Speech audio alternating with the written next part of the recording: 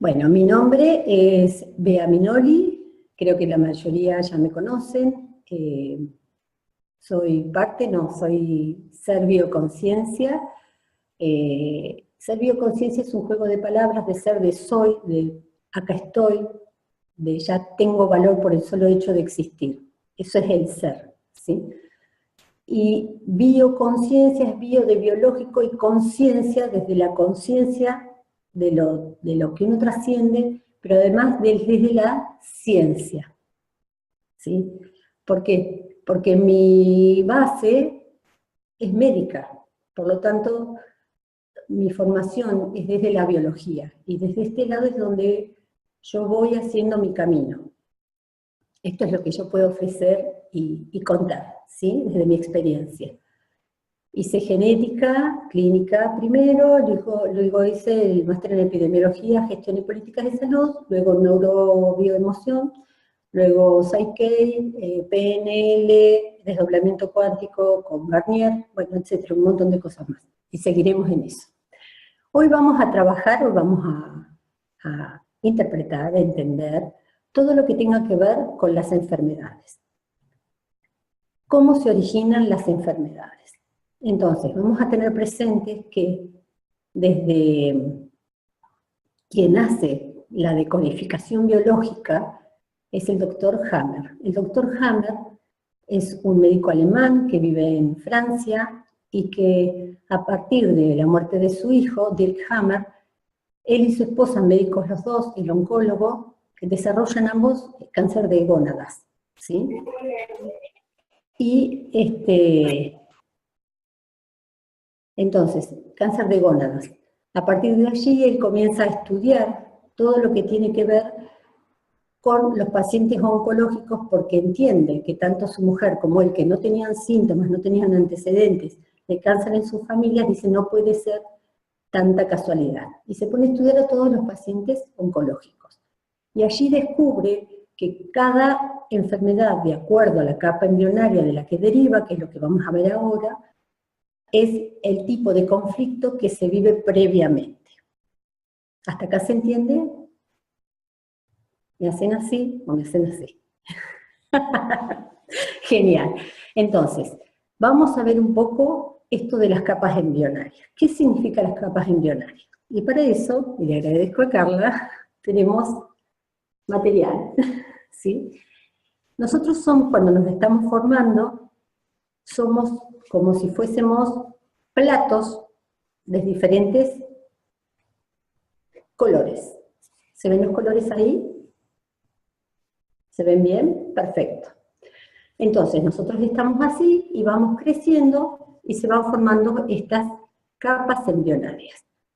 Luego tenemos un pliegue, porque no somos platos, nosotros somos redonditos, ¿cierto? ¿Sí? Un pliegue de esta forma, mejor dicho, de esta forma, ¿sí? ¿Y pueden ver qué capa quedó adentro? La amarilla. ¿Cuál está en el medio? La naranja. ¿Cuál está afuera? La roja. Bien. Entonces tenemos esta amarilla, se llama, que está adentro, se llama endodermo. La del medio, naranja, que ustedes están viendo acá, se llama mesodermo, porque es del medio. Y la externa, que cubre todo, la roja, se llama ectodermo, que es la de afuera. ¿Vieron, por ejemplo, los piojos? Los piojos se llaman ectoparásitos, porque viven afuera, ¿está? Para que lo recuerden. Y van a ver una capita en el medio, que es blanca, que se llama mesodermo antiguo, que es todo lo que cubre los órganos, las pleuras, el peritoneo, ¿sí? Lo que recubre los órganos. ¿Está? Esta capa, en la embriología, pertenece al mesodermo, no está clasificado como en la decodificación. ¿Hasta acá se entiende bien? Entonces, repito, tenemos lo de adentro, somos así un plato, somos 4 platos o 3 platos. Nosotros, como somos redonditos, vamos a tener 2 cierres. Un cierre cefalocaudal, que forma adentro, que vamos a tener, para que vean, la parte de la columna, los órganos, etcétera, vamos a tener el endodermo. Y luego se produce otro cierre, que es de esta forma, que es ventral, ¿sí? Donde se cierra toda la parte cardíaca y abdominal. ¿Hasta ahí vamos bien? Bien, entonces, la capa que dijimos de adentro se llama endodermo, la del medio mesodermo y la de fuera ectodermo. ¿Y cómo se producen y cuál es el significado? Bueno, hay todo de acuerdo a nuestra evolución filogenética, nuestro desarrollo. La primera parte, la del endodermo, es como si fuésemos peces, filogenéticamente hablando, ¿sí? Entonces, estos peces lo que hacen es, andan en el agua, tranquilitos. Hacer clic en el dispositivo. No sé cuál será. Yo le voy a pedir ahí que bajen los micros, están abajo, ahí está, perfecto. Entonces. Eso es lo que me pone. Espérate que te muestro. Bien. Ahora, entonces, cuando estamos en el agua, ¿sí? ¿Qué es lo que tienen los peces? Branquias, ¿sí? Todo lo que tenga que ver con la vida, lo esencial para la vida, todo lo que funcione de respiración, reproducción, ¿sí? Entonces, a partir de allí, lo que vamos a hacer es analizar que la primera capa, que es el endodermo, que representa nuestra fase acuática, por decirlo de alguna forma, va a ser supervivencia. Sin esos órganos nosotros estamos muertos, ¿sí? La segunda capa, que es el mesodermo, ya el pececito logró tener patitas y empieza a reptar, puede salir del agua. Entonces, comienza a moverse. Por lo tanto, todo el aparato locomotor y de sostén pertenece al mesodermo.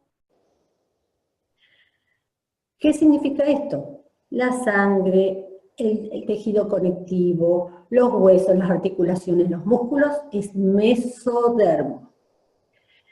Y la capa más externa es la última, evolutivamente, la más nuevita que tenemos, y es, ya los reptiles se mueven y se encuentran con otros reptiles que andan deambulando por ahí.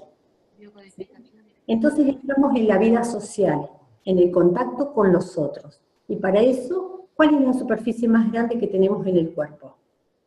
La piel. ¿Sí? Entonces, la piel, el sistema nervioso y parte de algunos órganos corresponden a la última capa, que es el ectodermo. ¿Sí? Es la más nueva. ¿Hasta acá vamos bien? ¿Me hacen así? ¿Me hacen así? Bien, perfecto. Ok, entonces, ahora les voy a mostrar el Power, ahora que ya comprendimos, esto era esencial comprender para poder entender las enfermedades. Hay una aplicación que se llama Diccionario Bioemocional 2016, ¿sí? Donde tienen todas las enfermedades con los conflictos. Pueden bajárselo, es gratuito y realmente es excelente.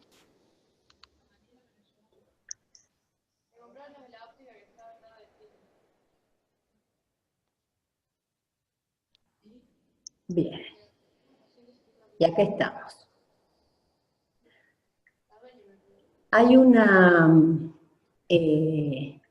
página donde están todas las leyes de Hammer, que se llama pasado.futuro. Ahí pueden buscar cada patología, cómo está relacionado, o sea, hay mucho material y hay muchos videos en YouTube si ustedes quieren profundizar en los temas, ¿sí?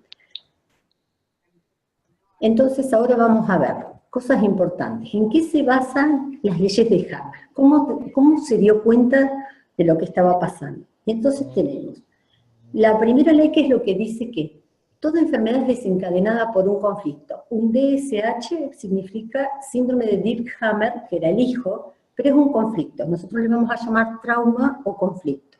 Entonces, Toda enfermedad o cáncer, porque él estudió el cáncer, es equivalente a un trauma. Es un choque vivido en soledad, aislamiento, sin resolución adecuada y en forma imprevista. ¿Qué significa esto? Que cuando nosotros vivimos una situación en forma inesperada y no tenemos resolución adecuada, para nosotros es un trauma.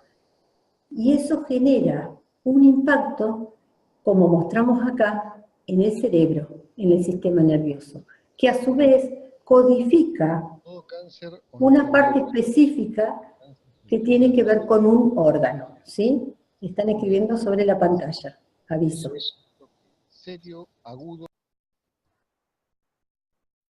¿Sí? Entonces, le voy a pedir a Nati que mire su celu, que está escribiendo en la pantalla sin darse... Ah, no, Nati, perdón. Entonces, seguimos. Perdón. Entonces, seguimos. ¿Qué significa esto? Cuando yo tengo, por ejemplo, estoy caminando por la calle, vienen y me roban, yo sufro un impacto vivido en soledad, en aislamiento, sin resolución adecuada y no sé qué hacer. Ese instante impacta, esa emoción que queda atrapada, impacta en mi sistema nervioso y a su vez está regulando un área específica de un órgano. Por lo tanto, me va a producir un síntoma físico. Entonces, ¿cómo se va a ver esto? Este impacto en el sistema nervioso se va a ver como anillos concéntricos, como lo ven acá, ¿sí? Que son lo que se llaman focos de Hammer. ¿Hasta acá vamos bien? Estos focos de Hammer es, para explicarlo rápida y fácilmente, es como si fueran áreas donde la información no funciona adecuadamente, donde hay un déficit de función. Entonces, ahora, vamos a ver, esto es en una tomografía, como lo pueden ver ahí, es en una tomografía. ¿Ven los anillos concéntricos? Bien, perfecto. Las tomografías, cuando le sacan el filtro, pueden verse las áreas específicas donde nosotros tenemos las enfermedades. En Rosario y en Mendoza lo están haciendo. La segunda ley de Hammer tiene que ver con las enfermedades, con las fases de las enfermedades. ¿Qué pasa cuando yo, un ritmo normal mío, cotidiano, yo me levanto, entro en actividad, mis hormonas que me mantienen alerta se incrementan, hasta que llega la noche, baja el cortisol, aparece la melatonina, y entramos en la etapa de sueño. Estas fases se llaman vagotónica, la del sueño, y simpaticotónica, la del día. A ver, ¿cómo lo podemos recordar? ¿Vieron cuando nosotros decimos qué vago que sos? Es porque ¿cómo estamos? Así, ¿sí? Eso es vagotonía, se produce normalmente durante la noche para poder recuperarnos física y emocionalmente, ¿sí? Y psicológicamente. Y durante el día necesitamos la actividad, y eso se llama simpaticotonía, es cuando interviene la adrenalina, la noradrenalina, diferentes neurotransmisores. Ahora, como ven acá, este es mi estado natural. Si yo tengo un conflicto emocional, me avisan, o casi choco, casi tengo un impacto con el auto, entonces, ¿qué ocurre? Entro en simpaticotonía, entro en alerta. Imagínense cómo se siente si quedan con el impacto de que casi chocan, ¿sí? Bueno, entonces, esto genera una masa a nivel del sistema nervioso que es esa que estábamos viendo. Y cuando se resuelve, ¿qué hacemos? De nuevo bajamos a la parte de vagotonía. ¿Hasta acá se entiende? De acuerdo al órgano que esté afectado, va a ser la zona, va a ser si estamos en una vagotonía o en una simpaticotonía. Pero esto es para que lo tengan presente cuando lo lean y lo escuchen. Luego tenemos la tercera ley, que esta es la que más nos importa en este momento, que tiene que ver con las 3 capas embrionarias. Entonces, Hammer había observado que diferentes órganos se comportaban de forma diferente, de acuerdo a si estaba en la fase activa o en la fase de recuperación. ¿Cómo lo interpretamos a esto? Por ejemplo, si tenemos una fractura en un hueso, para que se produzca la fractura tiene que haber una disminución del hueso, ¿cierto?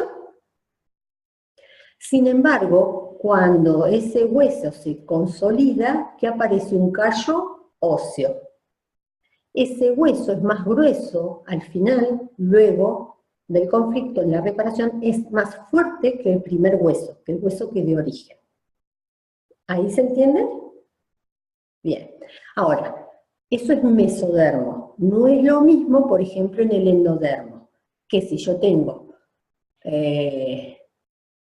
por ejemplo, un tumor de intestino, de cáncer, un cáncer de colon, tengo el problema, el conflicto lo estoy teniendo en el momento en que tengo el tumor. ¿Sí? Cuando desaparece el conflicto, desaparece ese exceso de volumen. ¿Hasta ahí vamos bien? ¿Me hacen así? Sí. Genial.